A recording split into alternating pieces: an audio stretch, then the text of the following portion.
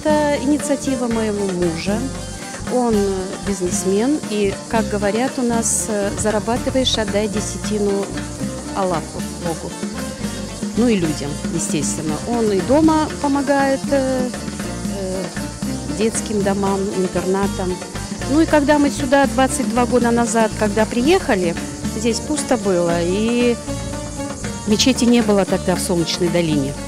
И он задумал, что надо построить мечеть здесь, потому что, ну как, татары вернулись, мечети нет.